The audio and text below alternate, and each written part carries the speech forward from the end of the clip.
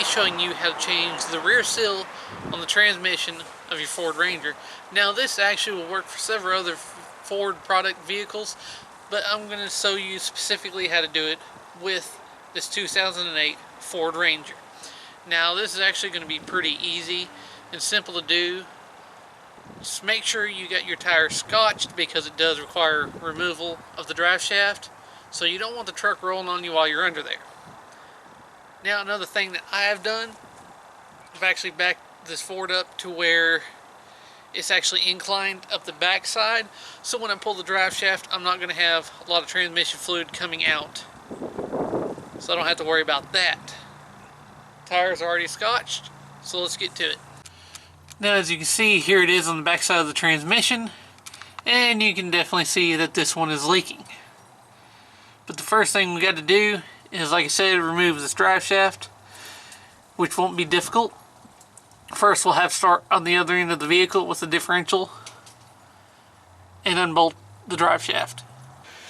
Alright, now our U-joint here will have 4 of these bolts. They are a 12mm, but you'll have to have the 12-point socket for them.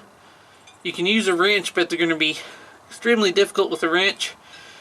I'm going to use a 1/2-inch drive ratchet wrench in order to remove these.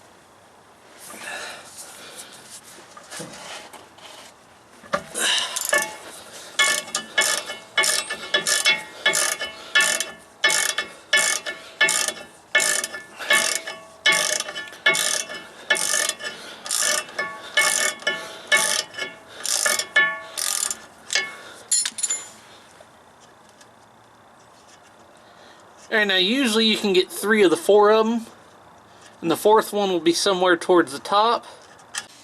Alright, now since I only have the one left, I'm having issues getting to. Very carefully, I have jacked the rear differential up, and I have the truck in neutral, and it is scotch, so that way I can actually spin this around and get this one right here. Now I'm going to go ahead and drop the truck back on its wheels, put it back in park, so I can break this one loose and drop the drive shaft.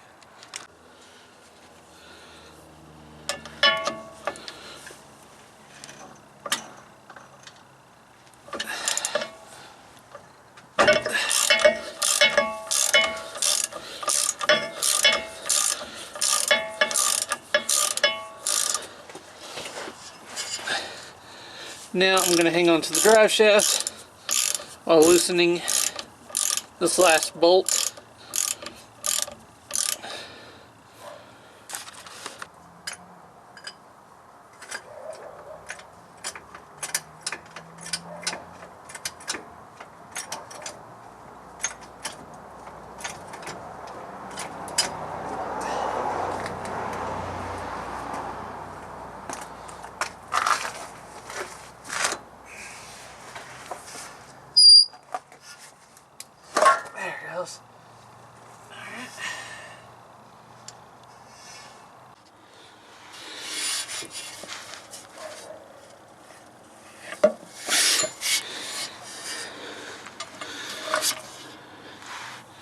Now we can get to the seal. Now what I'm going to use this little thin edge scraper to get up under the seal, so I can start working it loose.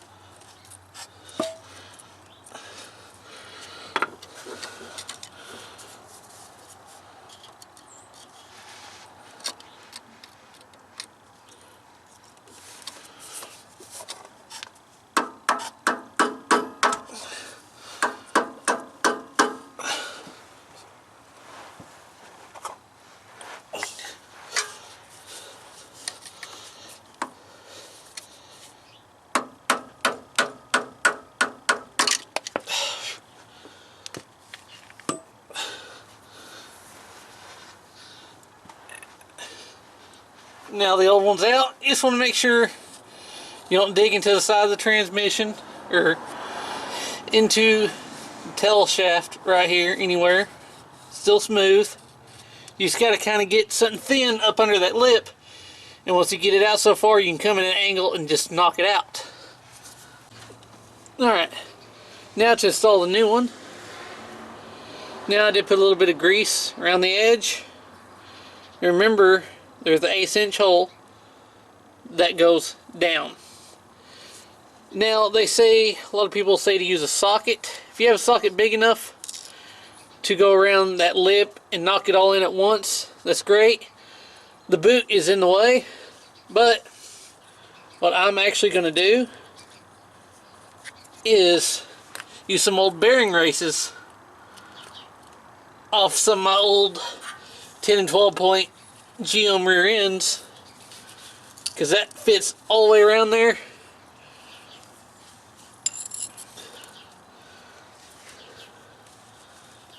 And try to knock it in all at once.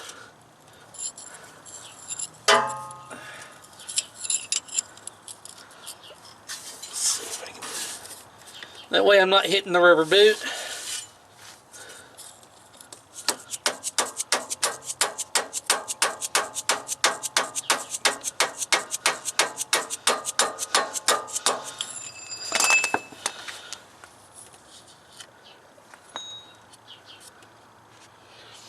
And there we go. Now that did look a little odd,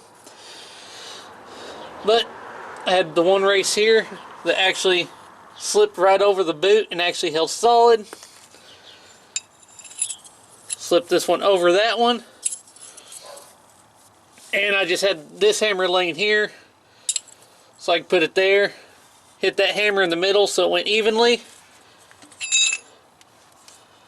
and just to make sure, I'm actually going to take a socket extension now and just run across the edge of it since it's in, just to be on the safe side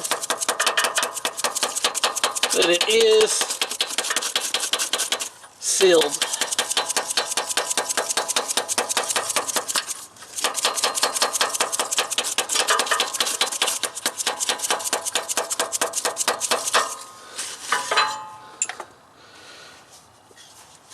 And then go ahead and bring the drive shaft back up, find the splines,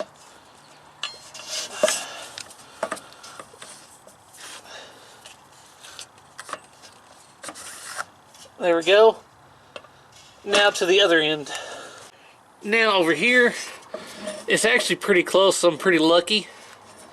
So what I'm going to go ahead and do, let's hold this up, get one started.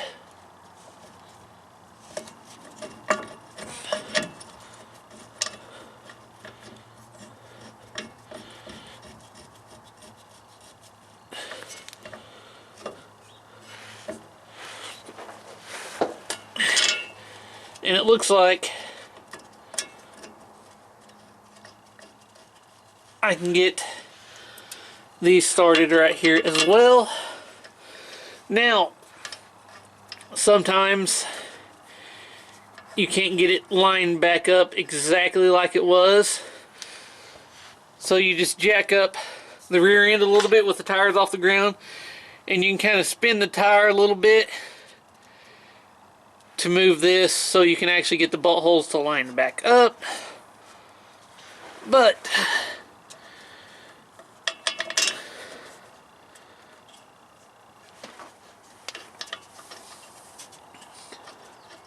it seems that they are all lined back up.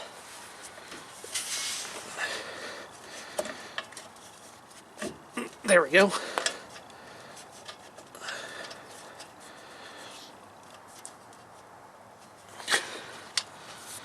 So now